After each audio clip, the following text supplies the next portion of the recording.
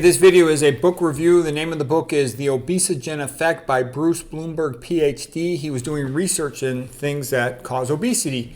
And he studied the paint on boats, like in the harbor, to prevent mold from growing on the side of the boat. They're called anti-fouling paints, in particular a chemical called tributyl tin. And it makes animals gain weight. The fish will eat it, then you eat the fish, and you are at increased risk to gain weight. So let me shrink myself to get out of the way here. And other things that increase the likelihood a person will gain weight. For example, estrogen tends to be a fat storage hormone, estrogen-like chemicals. And there's a lot of them. The PCBs are electrical insulators. A lot of that in the water gets into the fish, increased risk of diabetes and obesity. You eat the fish, and you get that. Flame retardant chemicals are often obesogenic. That's why, for example, if I'm doing a minor procedure, I'll wear one of those white or yellow gowns in the hospital rather than the blue gowns. The blue gowns are the operating room gowns, and they're more likely to have flame retardants on them for working with cautery. So I don't want to wear those gowns. I don't want to get these estrogenic chemicals on myself. Soy is obesogenic. MSG gets you to eat too much. High fructose corn syrup, they're obesogenic. Parabenzoic acid, preservatives, antifungals are obesogenic. A lot of deodorants are parabenzoic acids plus aluminum. Aluminum is a metalloestrogen. And you put it into the armpit, and you got shared lymphatics between the armpit and the upper outer quadrant of the breast. Breast cancer used to be about 25% of breast cancer in the 1920s. Now it's about 60% of breast cancer, and that's thought due to deodorant. Because people, women especially, they're putting deodorant in their armpits. A lot of them shave their armpit, which increases transdermal absorption. Then it goes right to the lymphatics, to the upper outer quadrant. Estrogenic chemicals stimulate ductal proliferation. What is breast cancer? Typically ductal adenocarcinoma of the breast, okay? So you're putting Miracle-Gro in your armpit every day, which is totally stupid and conformist and a lightweight thing to do. When somebody walks in the room, they say, hey, how you doing? They don't sniff your armpits. By the time a man has his nose in your armpit, you like each other, okay? You don't need deodorant. I never in my whole life heard of a guy reject a woman because of how she smelled. I mean, I've had a million conversations in my life with guys about women. Never, not once, was their deodorant or their body odor the deciding factor. Okay, they care about a woman being fat. Numerous times that's a deciding factor. She's kind of pretty, but she's just too fat. I guess, I'm not interested in her. Okay, I hear that all the time. Okay, let's see here. Estrogen is a fat storage hormone, especially the estrogenic chemicals, more so than estrogen itself, the natural chemical in the woman, okay?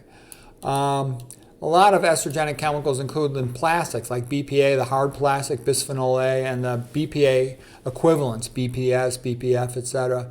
The company will say, hey, we got rid of BPA, and they'll just substitute it for something else very similar, so it's the equivalent. Receipts will have BPA on them pretty typically, so you don't really want to handle them too much, if at all. Plastic bottles, lining in cans, there'll be a plastic liner in the can. Phthalates, a plastic conditioner. Non-stick cookware. Polyester clothing is really polyester terephthalate made out of plastic. And you sweat in it and it gets sticky, some of it's transdermally absorbed. Flame retardants are a lot of times added to clothing or to mattresses and bed sheets. Better to wear cotton and wool, organic cotton. I recommend don't even wear deodorant at all. You don't need it. Better to store things in glass or in stainless steel. Better to be a minimalist with all these personal care products. You don't need them, okay? And don't be wearing cologne. It stinks, okay? It's a sign of like low-class, uneducated person to stink up the room with all this cologne. Men, we like women.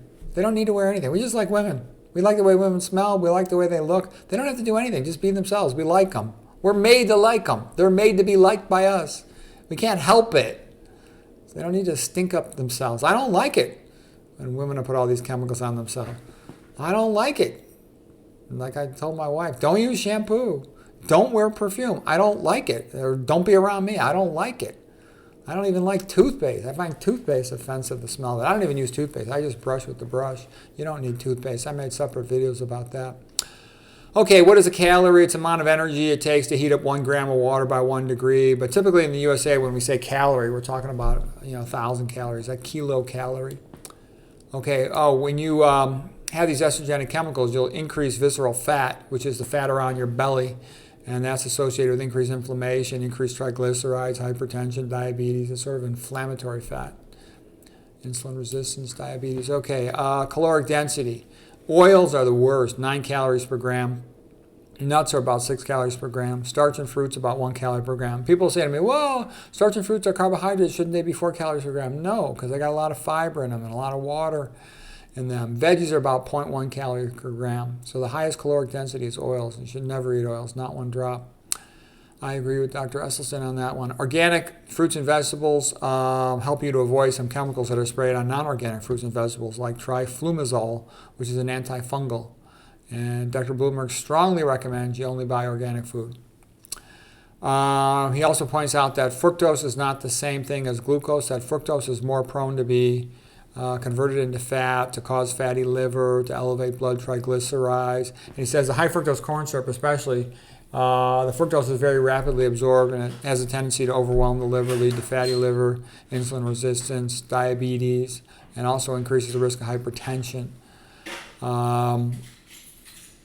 The industrially produced high fructose corn syrup is like 65% fructose versus if you have just sucrose, that's 50-50 glucose and fructose. He said bad idea to work night shift because it'll increase your cholesterol. Sleep deprivation increases cortisol, and cortisol will promote obesity. It's obesogenic.